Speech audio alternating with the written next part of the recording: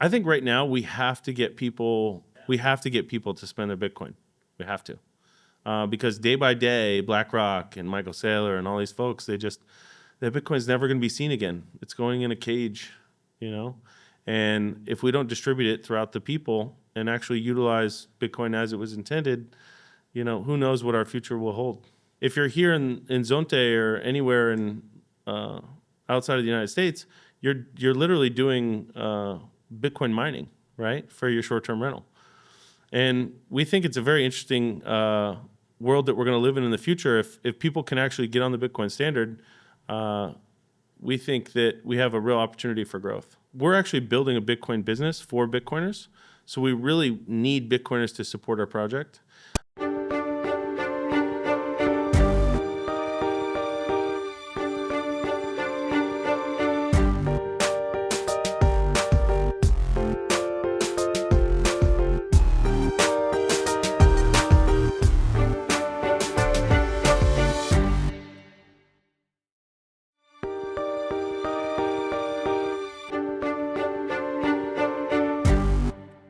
Jake, I am fired up because we are here today going to talk about one of the most important things that we need to succeed for Bitcoin circular economies, and that is Bitcoiners be able to pay for their lodging in Bitcoin. This is something that has been on my mind for a long time, and so you don't know this, but I actually a couple years ago was like, we need to start a site like Airbnb, and AirBTC was what we were going to call it also because that's the obvious. And I mean, it's kind of like made for it. And so I started doing some research, and then I saw the announcement come out from you guys. You're going to do this. I was like, sweet, because the last thing I wanted to do was take on another project. But I thought, like, this is super important to see happen. And then I didn't see anything for like another year, and I was like, all right, then we're gonna do this. And so I actually got together with another guy who had some experience in that industry, and we started making plans. And then you guys made an announcement you were actually coming live. I was like, okay, let's get behind them and see what they do, because neither of us really wanted to do it, but we wanted to see it make happen. So now we're going to hold you guys to it. You guys have got to make this happen. You've got to make it so that Bitcoiners are just spending Bitcoin when they travel, injecting it in the local community. So no pressure, but you got to make it happen. Anyways, before we get into the details of this cool concept and being able to actually use your Bitcoin to stay around the world, why don't you give us a little background on yourself and then how you came to be part of AirBTC? Yeah, so I'm class of 2017. I did a lot of reading on central banks and banking systems and stuff back in the day, and I heard about Bitcoin in 2012 and 2013, and I just kind of kept my hands away, and I said, "Oh no, that's probably not for me." And when you heard about it, was it interesting to you because of the money side of it or the tech side of it or both, or what was kind of your background in that? Well, it was just the money side, I guess, in the beginning. And, you know, for me, when 2017 came around, it just opened up my eye because, you know, we went through this large recession in 2009 with the housing crisis and all that stuff. And it was kind of the right time, right place for me. You know, for AirBTC, you know, a couple of years ago, I think this is when you're talking about when the announcement came that we were going to launch. Hey guys, just a brief interruption. We'll get back to the exciting show here, but I just want to really ask a favor that you guys could make sure that you're subscribed if you're watching this on YouTube. If you are listening to this on a podcast, please take a second and review this. You know, you don't even have to write a lengthy review or anything at all. Just click the number of stars that you want to give us. It really helps us in the algorithms to make sure people are finding out about what's happening here. All right, back to the show. And then we didn't. Andre, my co-founder, kind of had a site up that was a great idea, nothing really in place. And I came around and went back and forth with Andre and had my own existing Airbnbs that I was trying to rent out for Bitcoin. And I thought, you know, why not partner up with him? And So we've been down the road together now for, the site's been live since August 2024. And it's been a slow growth because we have bootstrapped this project. It's no outside funding whatsoever, and we don't have a marketing budget, all those things that would help grow a business quite quickly. And but right now, we're at a pivotal point in our business, and we think that we need a lot more support from the community to actually utilize the product that we have, because we did build this for Bitcoiners, by Bitcoiners, and it may sound cliche, but we all have to do our part to help support, the ever moving flag that is Bitcoin. So what has been the biggest challenge for you guys? Has it been onboarding properties? Has it been getting customers to actually use it and spend Bitcoin to stay in the place? And then I'm curious because I haven't used it myself yet. I've been on your website, I've played around, I've looked at places, but what type of KYC do both the travelers and the homeowners have to go through? Because obviously that's a sensitive thing in the Bitcoin community, but also I know when people have people staying in their houses and stuff, they want to know who's staying there. So I'm just curious as to what have been the biggest hurdles, and then how you guys are handling that aspect. I guess it's two separate questions. Sure. I think the biggest hurdle is actually, it's not getting the host. The host is the easier part of the equation, because who wouldn't want to accept the hardest money on the planet for a short-term rental? The hard part is getting Bitcoiners to come off of their Bitcoin, even though it's not a large amount. Bitcoiners have this somewhat toxic mentality at times, to not want to spend their Bitcoin and hodl, and I don't think that's what's best for our business, A, and I don't think it's best for Bitcoin, B. But you got the world's best money, but they don't want to use it. They want to stay in the fiat world. I'm like, why do you want to keep staying in the fiat world? Right. I this argument that that you don't want to spend it. I'd rather spend the trash money. I don't understand that whatsoever, because at some point, Satoshi reached out to a guy in Jacksonville Beach and he said, "Hey, bro, you've been mining all this Bitcoin. You have to distribute it. You have tens of thousands of Bitcoin." So he made that famous purchase for 2 pizzas, right? Without this peer-to-peer nature of Bitcoin, we wouldn't even be here talking, No. probably. Yeah. Yeah, people always criticize that purchase. I'm like, that purchase was genius. Like that, without that, who knows if we'd even be here right now. So True.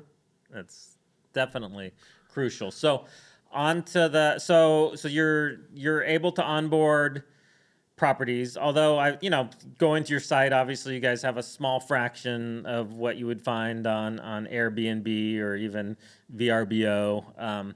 And so there is like a network effect also. When people want to go stay somewhere, they want more choices. So I'm assuming that you guys, have some impetus behind getting a certain quantity of properties, at least in select locations. And so how do you guys go about trying to onboard people? Like, what is the way to bring on property owners? For the hosts, it's we have target areas, and we think that Bitcoiners are going to travel there more frequently, and it ties into the circular economies as well. But the idea is that we need optionality when we get to these different cities. Like in El Zonte, we want a 3-bedroom with a pool. We want a 2-bedroom. We want a 1-bedroom. We want a hostel. We want all the options. Yeah. Because then as a Bitcoiner, you can't go, oh, well, they didn't have what I wanted. I'll go to Airbnb or Booking.com or whatever. So optionality is key when we talk about these markets that we want to get into and focus on these focal points around the circular economies. For us, we think the next step of growth is the hotels and boutique hotels. And, I've been trying to reach out to a few people here in town while I'm here. But we think that that's the next growth opportunity for us. But either way, as many properties as we get throughout the world, if we cannot get the Bitcoiners to actually come off their Bitcoin and use Bitcoin as it was intended, it's a dying effort. Well, I think it's the same thing we face in the circular Bitcoin economies. Like you have like the chicken and the egg thing. Like if there's not a number of places that are accepting it, then people don't want to bother using it or don't see it as valuable. But if you onboard a bunch of places and then nobody goes and spends at them, then they're like, well, why even bother participating in this? So it is one of these things that I do think we need to, as the Bitcoin community, we need to take responsibility to get this ball rolling, because it does take in the initial stages people that believe in the cause and that are going to really kind of push it. Maybe it's not, maybe you have more choices on the other site, but at least you can find something that meets your needs on this, like, in order to support this ecosystem, so that a year from now, the site has gotten better and we have more options. We have places we can spend Bitcoin without having to interact with the fiat system. That's a win-win for everyone. For sure. And, the idea that we bring a Bitcoiner to your neighborhood, in these circular economies, I brought my family out here. We spend probably more money outside of the housing aspect on excursions and food and all the things. So if there's optionality for these people to spend their Bitcoin, we would hope that they would do that, right? Yeah. And that's a big part of having AirBTC in each one of these communities as it grows. I know, going backwards, I know you asked about KYC. So as far as the host is concerned, we do need to vet them kind of a little bit harder than we would the guest, just to make sure that, hey, you say you have hot water, you say you're at this address, you say you own this place or manage it. We need to make sure that all of that is true. Yeah. Because the last thing we would want is for one of you or your family members to travel somewhere and go, oh, there's no house here. Yeah. And there are scams like that, obviously, out there. And so, I can understand that tension that's there. Is there a way, I'm assuming some of these people are people that don't rent anywhere else and they only want to rent to Bitcoiners, but I'm also assuming that a good number of them are on the other platform. So is there a way, if they're on another platform, for you to kind of use that as the verification? Like, okay, if they've been verified and they have reviews on this platform, then we're going to assume that they're legitimate as long as we can prove that it's the same person. Yeah, that's the easiest way to actually to do the KYC. It's a very quick process. If you have an existing Airbnb, Booking.com listing with a certain rating, we can take that on. As far as on the other side of the transaction where the guest is concerned, it's a little bit lighter of KYC because we know that Bitcoiners like to have anonymity and require certain certain things. For us, we require email address and certain information. Obviously, if in the future we're going to have Nostr logins, which will be really neat, where you can actually have a history on the person who's coming to your house if they would like to put their Nostr login, and give you a little background on them and what their views are, and which is very interesting. I like that, but they could still have some anonymity too, because you don't necessarily know who they are on that. For sure. Yeah. So that makes a lot of sense. Is the process pretty easy if somebody has an existing, say they're already on Airbnb? Do you guys have like an easy process for them to kind of just move all their same stuff over onto your guys' site, or what is involved for somebody to onboard? Sure. It's very, very simple. You would just need to go register an account on our site, airbtc.online. And once you did that, you can reach out to customer service or try and post your own information on the site. It's probably a lot easier if you just reach out to us and say, hey, I'd like to upload this property. This is, and then we can take all the information. So it's very seamless, and it'll take like less. So you guys are still doing that all manually. I'm assuming that takes a lot of time and manpower to do that. Well, there's multiple areas, right? So like you have the more techie folks that can actually do everything on their own. Yeah. They don't want help. They don't want to talk to customer service. But there's other folks that would like their handheld. Yeah. So we still want to offer that, and I think that's a big part of our business. And you mentioned Airbnb and Booking.com and all these other booking platforms or scraping sites that say, hey, we'll take this information and we'll just take a small percentage. We're actually building a relationship with both the guest and the host to create this perfect scenario where it's we're the trusted third party and everyone's going to have a good experience. So how does the payment mechanism work, and what type of fees are involved? Is there a fee to onboard, or is it just percentage of the rentals, or how does that work? So it's free to actually market your property on our site to list it. There is a booking fee that comes from each stay, and it's 15%. And we think that that's very in line with others in the industry. It's actually a little bit cheaper because if you look at some of the Airbnb transactions on both ends, the host will get charged a certain percentage, right? And then on the other side of the transaction, the guest gets charged a percentage. And sometimes when we put those together, it's over 20% in some cases, Yeah. not including foreign exchange fees or whatever there's other costs that could be involved with that. So at 15%, we feel like we're actually offering a better deal. Yeah.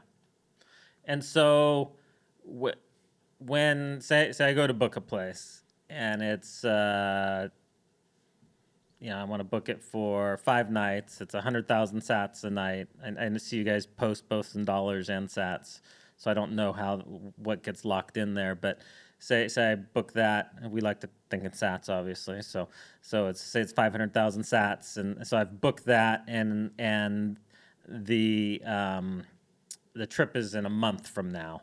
Where do those funds? When do those funds transfer? Am I paying right at that moment? And do you guys hold those and then just release them to the property owner once it's confirmed that the person spent their first night there? Or how does that work? So in the beginning, if you've never done business with us before, we hold the funds from the guest to the host until the fruition. So upon checkout, we would then distribute the funds to the host.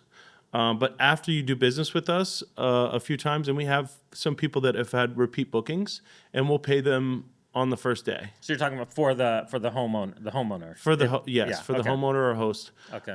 They would get paid the day of check-in if you are a trusted source, Yeah. right? And we don't know until we've done business with you. So in the beginning, you would have to wait until the fruition of the booking.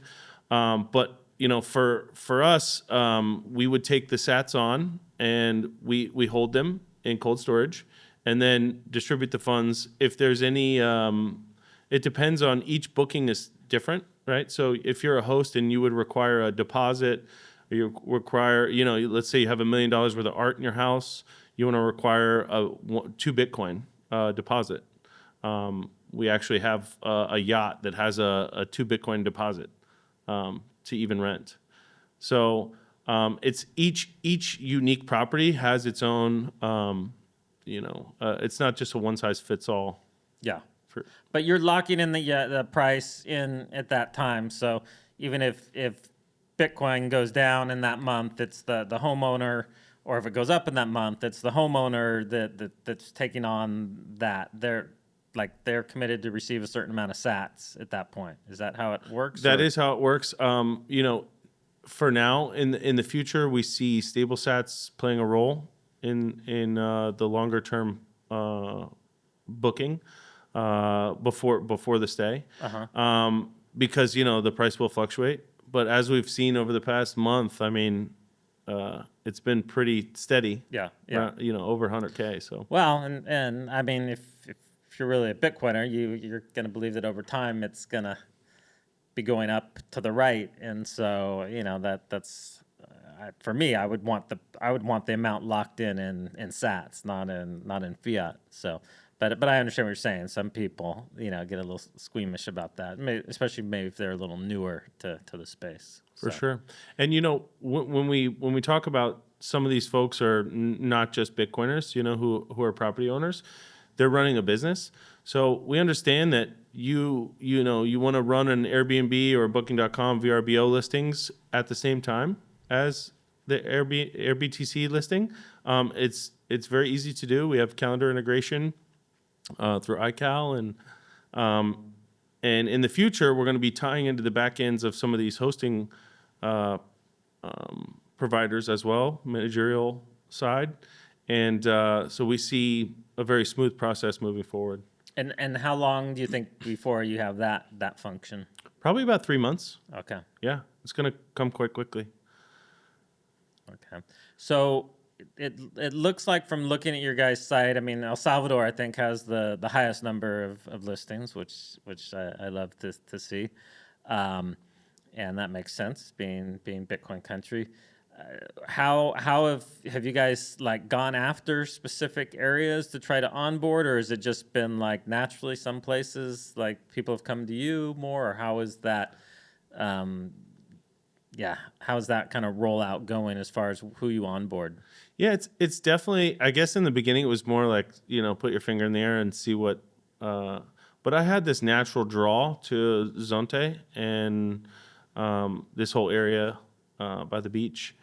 But we really think that we want to make data-backed decisions about where these things should go. But obviously, data isn't going to be the be-all, end-all. Like if you're having a new circular economy rollout in Santa Ana, there's no data, right? Yeah. We don't know who's going to come and show up, but the idea is we want to support even before the business gets rolling or circular economies are like full steam ahead. We want to be at the ground floor and help out as much as we can.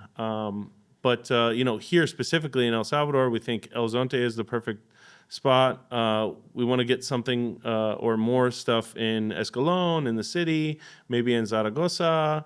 But we're going to make a big push in Berlin, which is, I think we already have about 8 listings in Berlin. Nice. So day by day, I think we kind of reposition our thought process but people can reach out to us all the time. They do it on Twitter and they're like, hey, can we, do you mind if we put this up in the middle of nowhere in Nicaragua? It's like, yeah, come on, let's go, So we're eager to help in any way we can to further adoption and help people out. So what is your of the two things? What is more important to you guys right now? Onboarding new homes or getting people to actually spend Bitcoin at the existing ones? What's your focus? I think right now we have to get people, and that's why thank you so much for letting me on this on your platform. Oh, yeah. We have to get people to spend their Bitcoin. We have to.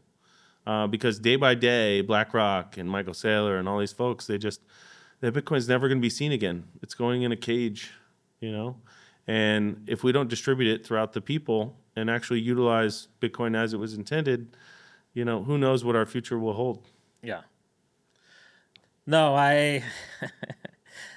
you're preaching to the choir right now, because that's the thing that we're always pushing on is like, and that's one thing I love about El Zonte is we get people, Bitcoiners who have never like spent Bitcoin in their life, actually see the magic of it when they come to a place like El Zonte and they see how much easier it is to live on a Bitcoin standard and how it benefits the whole community. And so I feel like for a lot of them, it kind of changes their mindset about just this hodl only versus like, yeah, of course, hodl, save. We should all be saving for the future. But also, why are you still living in a fiat world when you can be spending Bitcoin? And so the more opportunities that are out there to spend Bitcoin, the easier it is to move to Bitcoin standards. So we need to make sure we're supporting those as we go along. I agree 100%. Yeah.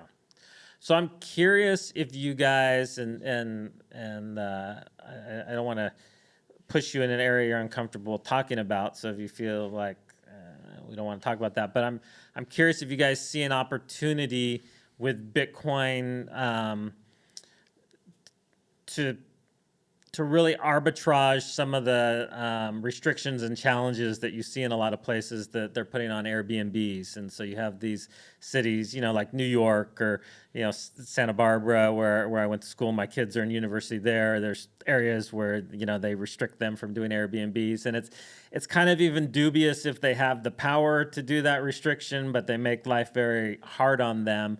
And they can go after the financial providers, that are basically to make it stop. And so you see Airbnb, who was like a disruptor when they first came in, and they were, all these places were claiming they were breaking all these laws and doing all these things, but they kind of went in and just forced them to adapt to their model. Now you see them kind of backing off in some of these places. But I feel like because you guys aren't beholden to the fiat system, that you have the ability to disrupt that in some of these areas, and being a smaller niche site, people can fly under the radar, and so if they're in an area where they're prohibited from doing this, that they still might be able to, help their fellow Bitcoiners out. So I'm curious if you guys have thought about that at all, or if you don't want to speak to that. No, I don't want to dive too deep, but I do agree with you. I feel like in the beginning, Airbnb was kind of slinging guns and doing whatever was necessary. But then now you have my friend lives in Germany, and he goes, "Hey man, do you know you need a permit for this and a permit for that and a permit to do a short-term rental? You need government approval." And actually, I tried to put it on Airbnb, but Airbnb has a restriction because they know where I'm at. Yeah. They know exactly my location, and they know that I need all these permits, so they need proof of those permits. Which is kind of sad, It's the rock star in you wants to go, oh, you sell out, right? But at the same time, I understand that, the governments are going to try and get their hands in and have that stream of monies any way they can. For us, we try and stay away from those places that have intense permitting or things of that nature. Not saying that we won't take those on. There's only a couple restricted countries that we won't take listings for, but the rest of the world is. What are those countries? Well, yes, some in the Middle East. Okay. But it's very few. Yeah. I'm assuming North Korea. Maybe. Yeah, North Korea is definitely one of them.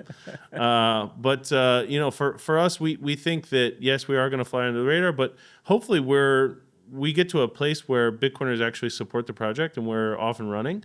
But most of the time when we talk about short-term rentals for our immediate growth, it's going to be in places like Costa Rica, El Salvador, the Bitcoin communities that are popping up all over Indonesia and Dominican Republic. So we want that to be our focal point in the beginning, but we'll take any listing from anywhere across the world except for a couple hotspots. Yeah, I was noticing I thought there would be a lot more listings in the U.S. than there are. Is there a reason that's so light there so far, or compared to like Costa Rica? I think there's more between El Salvador and Costa Rica. I think there's more than all the U.S. combined. Yeah, for sure. I think it kind of plays into, folks in the U.S. don't need Bitcoin, right? And places like this, places like Costa Rica, Dominican Republic, they just they need it. They've needed Bitcoin for a long time, and it's the savior that has come in to swoop in. I think Americans are kind of they're great adopters to the technology, right? They are Americans in general terms are they're used to the old system. The Airbnb has run for a really long time in the States, and they're okay with how that works. And if they want to buy Bitcoin, they're okay with taking that money off Airbnb, putting it in a bank account, losing money, and then buying on an exchange for, less than spot price. But I mean, for us, if you're here in Zonte or anywhere in outside of the United States, you're literally doing Bitcoin mining, right, for your short-term rental. And we think it's a very interesting world that we're going to live in the future. If people can actually get on the Bitcoin standard, we think that we have a real opportunity for growth. Do you see most of the rentals, are they mostly like you're renting the whole home, or are you seeing some that are like Bitcoiners that are just kind of would love to hang out with other Bitcoiners that are traveling? So they're like, hey, I'll rent a room out, and I know it's only going to be Bitcoiners that are going to be coming. I'm just curious if you see any of that. Yeah, it's we have some of both. I would say most of it is renting the whole house. We do have hostels. We do have, we have yachts that people put up, catamarans. Depending on where it is in the world, you can go rent it. We do have a lot of Bitcoiners who want Bitcoiners in their house, and I think Austin is a hot spot for this. Like, hey, let me just open my room up, and whoever's in town for a conference, they can stay at the house, and maybe they'll get some late night conversations about Bitcoin, which I think helps the community in so many ways. And it's not really a big revenue generator for us, but if we're facilitating Bitcoin growth, the revenue really doesn't matter on all the transactions. Yeah, no, that makes sense. As Bitcoin starts to become more mainstream, and we've seen even in this last year a real shift, specifically in the U.S. I'm curious if you guys see a future where all these other mainstream platforms adopt and start taking Bitcoin themselves, and how that would impact your guys' business model. Do you think that that's a concern, or do you think like, no, Bitcoiners are always going to prefer to be on a Bitcoin only platform where they know they're dealing with Bitcoiners and they'll want to support that? I think they will want to support us. A lot of people don't even know about AirBTC. Yeah. Because we've been bootstrapped and we haven't taken on any funding, and it's done on purpose. I mean, we've grown to I think 9,000 followers or something on X, and we've done that all grassroots. And with more support, will help our growth. For AirBTC, comparatively to Airbnb or Booking.com, if they were to accept Bitcoin payments. I think Booking.com actually did accept crypto payments for 6 days, and then they said, "Oh no, not for us." So I think we're a little far off from them actually accepting Bitcoin payments, and hopefully we'll get enough of a head start that it won't come into play to affect our business. That makes sense. Well, what else you want to talk about here? I feel like I had a set of questions that I wanted to get out there, but now I want to turn it over to you to kind of tell the story more of what you guys see this leading to. Yeah, I mean, I really respect what you've done here and your team, and really put El Zonte on the map, or El Salvador on the map. I mean, you were here pre-Bukele presidential, putting in the work. And, I think that with help from you and other Bitcoiners, that we can really make a real dent in the Bitcoin world, right? For the most part, there's Travala.com or one of these other, there's other crypto platforms where you can purchase short-term rentals, but they're just scraping, right? They're just getting stuff off the internet.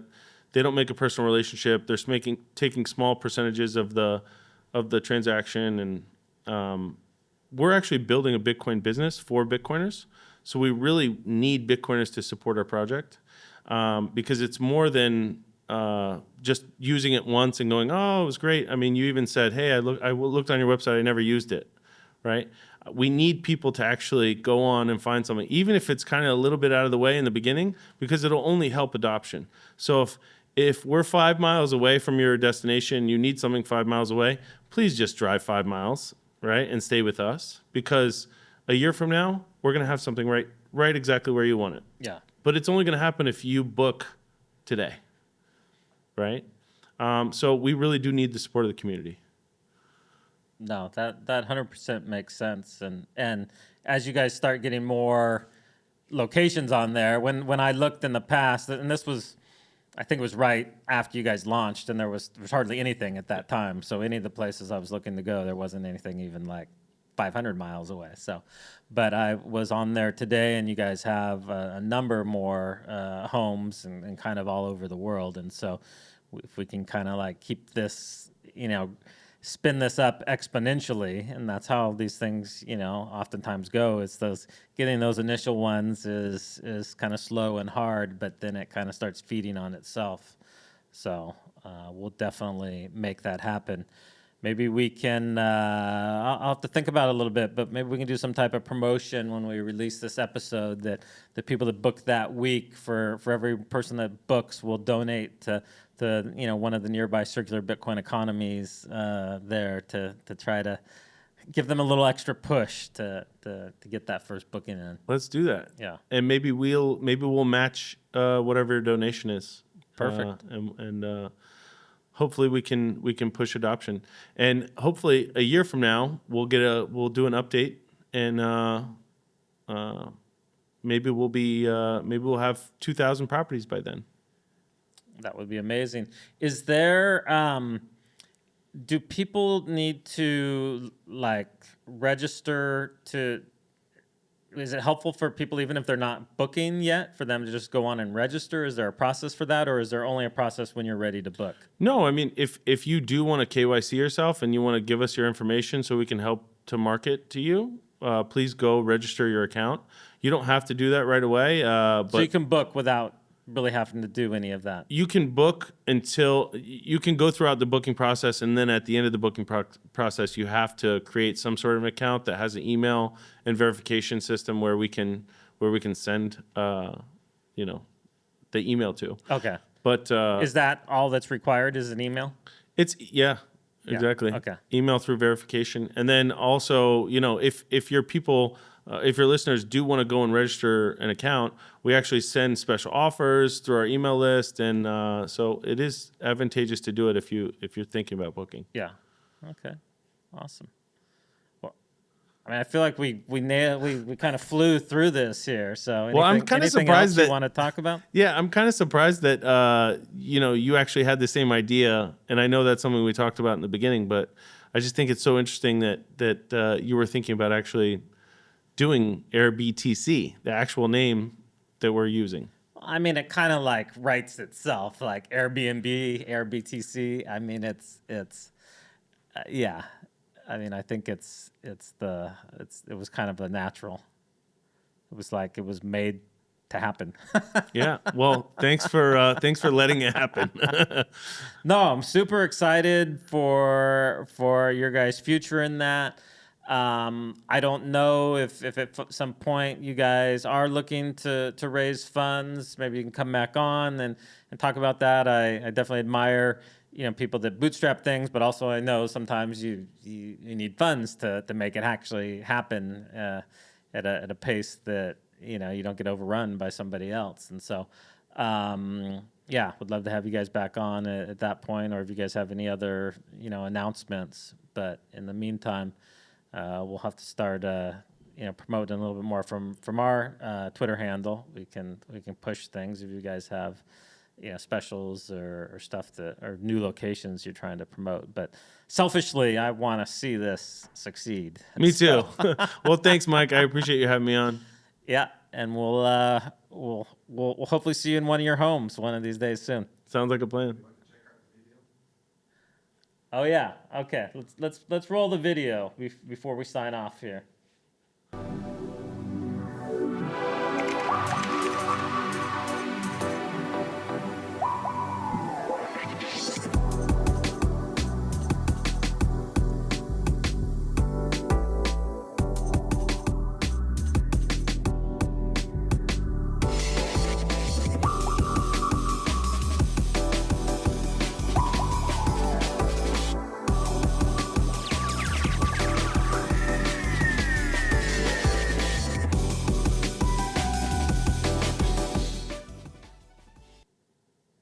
Sweet. All right.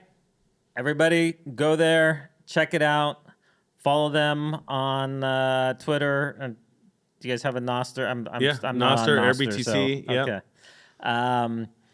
And it's AirBTC on Twitter also, or X. It's AirBTC online on Twitter, I believe. Okay. Yeah. Okay. So make sure you give them a follow. Just that's super helpful for getting the word out. Other podcasts out there, make sure that you have them on so that we can spread the word about this. Conferences that are out there, they're trying to bootstrap this. They don't have a huge budget, but if you can bring them in some fashion, I'm sure they would hugely appreciate it. And let's make this happen. Thanks, Mike. Yeah.